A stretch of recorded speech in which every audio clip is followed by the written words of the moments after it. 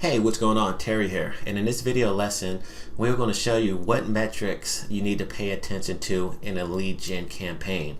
And we're going to do it in less than 10 minutes. So as always, let's go ahead and jump right on in. So if you're running a lead gen campaign, a lot of questions that people have is, what data is important to me? What should I be paying attention to? How do I know if something's going well, and how do I know if something's not going well? So let's take a look at two examples of lead gen campaigns and see what I typically want to look at. Alright, so right now I am in the account and I am going to be at the ad set level. I mean, you can look at data from a campaign level, which is cool. I'm going to filter to active. But typically, if you have one campaign, you're going to have multiple ad sets, and you will want to be able to compare how each ad set is doing. So typically, that's where you want to see what metrics you should be looking at. So I have my columns set up the way that I like them. If you don't know how to set your columns up like this, go ahead and check out another video on it. But let's just look at some of the data. So the most important piece of information is definitely your cost per website lead if you're running a lead gen campaign. I want to see what my cost per lead is. So like on this ad set, it's 81 cents, which is good, 24 cents, which is outstanding, 47 and 96 cents. So that's always the most important piece of data you want to look at. How much is it costing you to get your primary objective?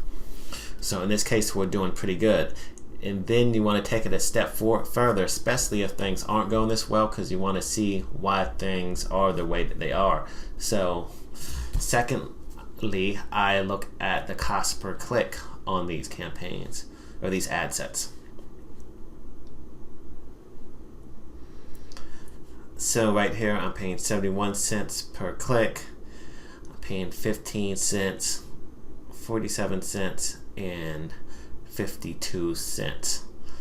So yeah, this is a good example right here, because if I see this, like the cost per website lead is outstanding, but I see this cost per click that is pretty similar, like this would mean that the conversion rate on the landing page is sky high if I'm only paying 71 cents per click, but I'm paying 81 cents per lead. So something like that is kind of a red flag for me to take a deeper look and see if there's anything going on with reporting. Same thing with this one. I'm paying 15 cents per click and I'm getting 24 cents per lead. And this one's even more apparent because this would mean I would have 100% conversion rate, because I'm paying 100 cents per click.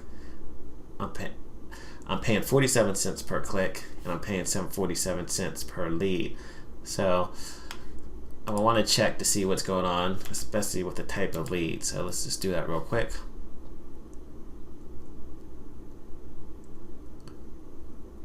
Okay, and this looks like it was just a issue with the way that the columns were set up, because the type of lead that I'm really going for on this campaign is oversplit leads, because that's the type of campaign it is. So really it's 140 leads and not 225. So those numbers are a bit exaggerated. So make sure that when you're looking at your data, you're just looking at the right columns. But you see, I'm going to leave this in instead of editing this out, so you can see when you're looking at your data, if things don't seem to be right, take a deeper look and you can find something like that. So that's what the issue here is, just that this is accounted for different leads. So when I looked at this and I see that we're only paying 24 cents per lead, that's not exactly correct. But nonetheless, the numbers are still really good. So let's take another look. Okay, so once I take a look at my cost per click, I want to take a look at the conversion rate. I want to see how many of those clicks are leading to actual leads. Let's jump out to another account where we actually have an issue in that department. So this campaign, we have two campaigns going on. Let's look at this campaign where we're looking for leads to generate.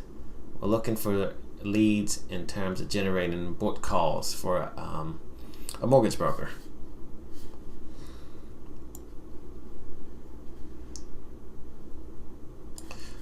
And this is the key metric right here, free finance session request. So like on this one, we're paying $35.31 per free finance session. And what I'm looking at here is I want to see that, okay, we've had 3 leads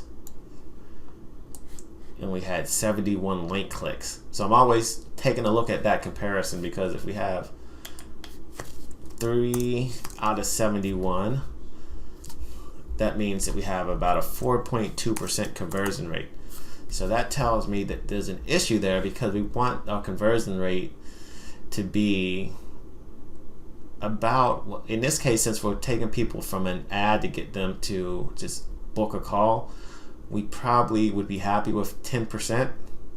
A typical lead page, if you're just getting someone to download a lead magnet, you want above 20, but this 4.2% is low. So that's a point of information to know that, all right, our cost per click is pretty good, $1.49.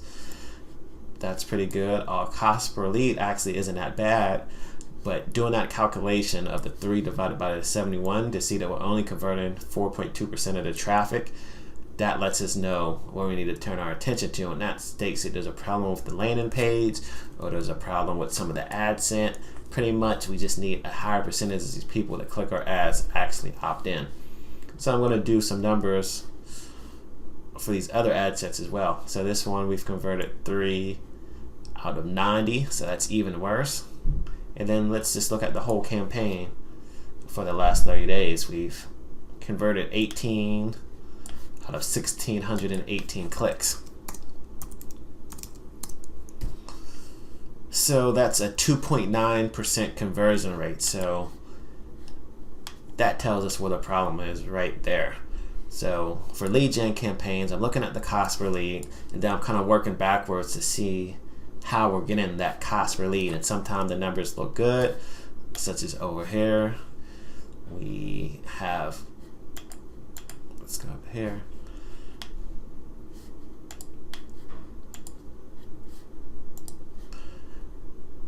We'll just use this one for example. So for this one, we've had 148 leads.